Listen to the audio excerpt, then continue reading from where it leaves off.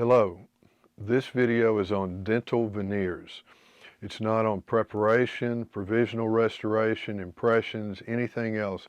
It's just before and after photographs of what can be done with dental veneers. This lady had her teeth veneered in another state and had lost this veneer 3 times. And because of the preparation and the seating, there was staining and different things with the veneers. They just weren't aesthetic. So we've redone them with the way that I'm teaching dentists to prep and seat veneers, and with one of the top dental laboratories in the world. See, this is before and after. See, she's lost the teeth. You've got this stain around the teeth, and I think the dentist had tried to do no preparation veneers, so you don't ever want veneers with no tooth preparation. So these are upper and lower veneers. Before and after we'd done some crowns on some teeth that were cracked or had large old mercury amalgam fillings or decay, and also some composite restorations. This is another veneer case. This woman said, "My teeth just make me look old." You can see they're worn, yellowed. So everybody ought to have a night guard or a dental sleep apnea snoring device. 99% of the people should, because most of us grind our teeth when they're sleeping. When you see they're all worn the same length and they fit together perfectly, upper and lower incisal ledges, you know the person is a tooth grinder. See how these are just milled in from grinding her teeth at night. So we not only are going to veneer the teeth, we're also going to give her a night guard when we complete the case. So this is before and after. See the veneers on the teeth, some crowns on some. This is her after we veneered the teeth. Veneers can really make someone look a lot younger. In my opinion, she looks 60 something here, and here she looks like she's 20. This is another veneer case. This woman had an old crown on this central incisor, and she didn't like the shade of her other teeth. You can see there's some wear here. For some reason, most people coming into my office don't have a night guard, and my daughters got night guards when they were 16. My wife and I have had one our whole married life. You can see this old crown, and she just didn't like the cosmetics of her teeth, wear and chipping of the lower teeth. Now in this case, we began with just veneering the adjacent teeth and recrowning that tooth with the central incisor crown. So we always wax it up ahead of time so I know what the finished case is going to look like before we start. And this is her with her veneers on her teeth and a crown on that central incisor. If you're changing the shade, you want to go back to the bicuspid teeth with the veneers. Few things look worse than having veneers on just 6 anterior teeth and normal shaded teeth behind it. It looks terrible when somebody smiles. So if you're changing the shade, you want to go back to the first or second bicuspid at least. So see, we've included all the bicuspids. So we've done 10 teeth here. That's what I really like to do if we're changing the shade. And here she is before and after. So you can see what a difference that makes. The things that have happened to people once they've had their teeth restored is kind of amazing.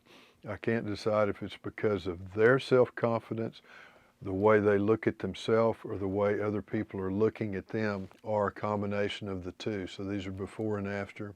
They were going back to the bicuspid because we're changing the shade. If you were staying with the shade of these teeth, you would just do the two front teeth, but most women especially want to change the shade of their teeth if they're dark and yellow. Another case, this woman had her teeth veneered and she didn't like them. She said they're dull, she wanted lighter teeth. And so you can see how they almost look like composites. They don't reflect and refract light, they absorb light, which is something composites do. So this is her before, and this is after we replace those veneers. So there's a specific tooth preparation, seating technique, impression technique. Veneers are not random. There's a specific technique to end up with this result. This is her before and after. This is after I've replaced them. And again, I've gone back to the bicuspid teeth, restored the upper and lower teeth with veneers back to the bicuspids because she wanted to change the shade. You can look at how healthy the gums look. You don't see stain around the margins. This is how she came in.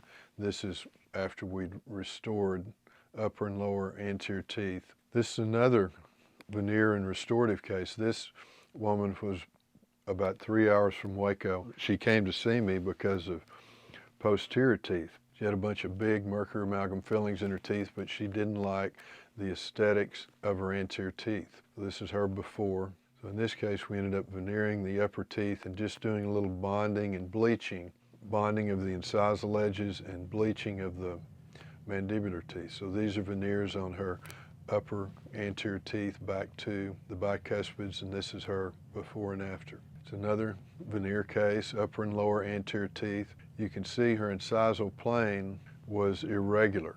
She'd worn these teeth down. So it's very important these patients have a night guard. If they've worn their natural teeth and you place veneers on the teeth, they could break the veneers. Remember, veneers are as strong as natural teeth. Anything that could happen to natural teeth can happen to a veneer. I don't expect a veneer to come off if you prep the tooth and seat the veneer the way I'm teaching prepping and seating veneers. But you can break a tooth, you could break a veneer. Though I wax it up ahead of time, you can look in the library of dentistrymasterclasses.com and see the article I published on how you wax up a case for veneers. And this is her before and after. We veneered the upper and lower anterior teeth back to the bicuspids because we wanted to lighten the shade. See how the incisal plane now is parallel to the pupillary line and the lower lip. We've done some other restorative work on the posterior teeth, closed the spaces with the veneers, corrected some crowding down here on the bottom with the veneers, mold composites before and after. It's another veneer case, just chipped teeth, some crowding. Wanted to lighten the shade of his teeth also. The crowding here, you can correct this mild to moderate crowding with veneers without having to undergo orthodontics. I love orthodontists. I send a lot of patients to orthodontists. I do a lot of clear correct tray orthodontics in my practice for cases that aren't a heart transplant. You know, if you can change some mild to moderate crowding with the trays, I think that's fabulous. But a lot of times you can correct mild to moderate crowding with veneers without orthodontics. See some crowding down here. So we wax it up ahead of time. Again, you can watch that, read that article, and see a bunch more cases in the library of dentistrymasterclasses.com. So this is the day I seated the veneers on his upper and lower anterior teeth. I haven't seen this patient since then. He travels a lot and is a celebrity, and so these are veneers on his upper and lower anterior teeth. Corrected the crowding. See the veneers back to here on both sides. I prefer to do 10 teeth. You're going to take photographs of the patient when they smile and see how far back you see the teeth. You're lightening the shade. You don't want dark teeth behind the teeth that have the lightened shade. See, we've corrected this crowding with veneers before and after.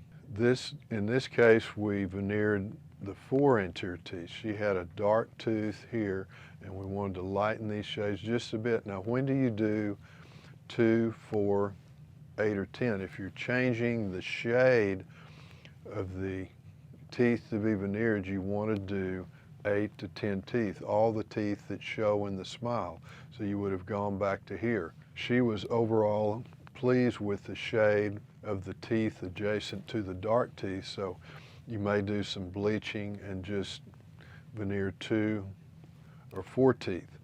In this case, we did 4. This tooth had an old composite.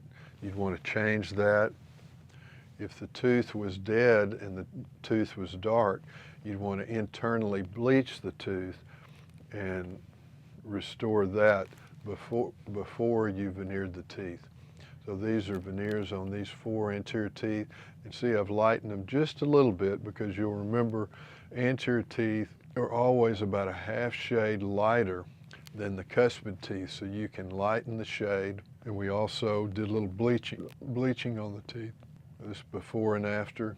In this case, we're veneering the upper and lower anterior teeth. Just didn't like the shade of her teeth. This is before and after. Even the incisal plane of the upper and lower anterior teeth. You see the veneers here and crowns on these teeth that had large composite fillings. Crown the bicuspid teeth in the mandible or the lower jaw.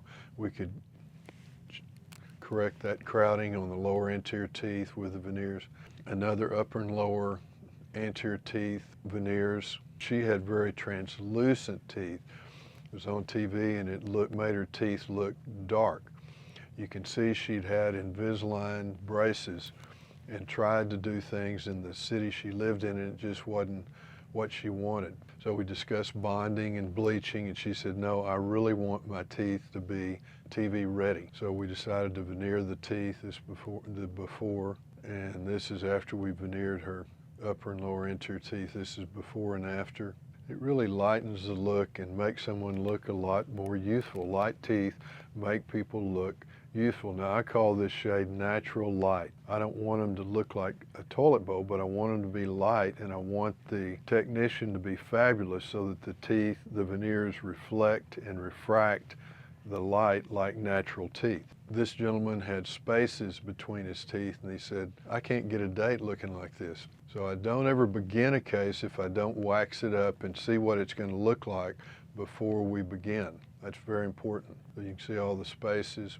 Had a lot of calculus on the teeth. We cleaned that off ahead of time. This is him after we've veneered the upper anterior teeth. We're going to come back and do the lower anterior teeth. So you can see what a difference that makes. Before and after, again, the space is closed. Another upper and lower anterior teeth veneer case. And see, you can see when she smiles, you see back to here. So you want to veneer back to the teeth that you see when the person smiles. Just worn teeth, yellowed teeth. She was from a town about 3 hours from here, and we'd restored some of her friends.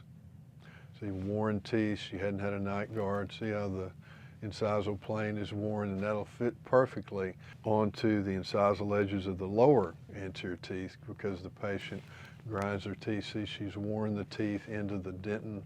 This is after. It really, in my opinion, makes a patient look a lot younger. Teeth can age somebody, correct any crowding. We didn't do anything to the posterior teeth, just the anterior teeth and the bicuspids, before and after. That's the dental minute. These techniques work, and they work every time. Are you ready to take your dentistry practice to the highest level possible? Of course you are! Subscribe right now to dentistrymasterclasses.com, where you will get Dr. Cutbirth's greatest work and best cases. Here's what you're going to get when you subscribe to dentistrymasterclasses.com. Incredible comprehensive cases not seen in Dental Minute videos. You will get an organized library of all the Dental Minute videos and Dentistry Masterclasses, comprehensive cases for study and reference, before and after photos of Dr. Cutbirth's fantastic restored cases. And all of this, I repeat, all of this is just $40 a month. This is something you cannot pass up. Subscribe right now to dentistrymasterclasses.com.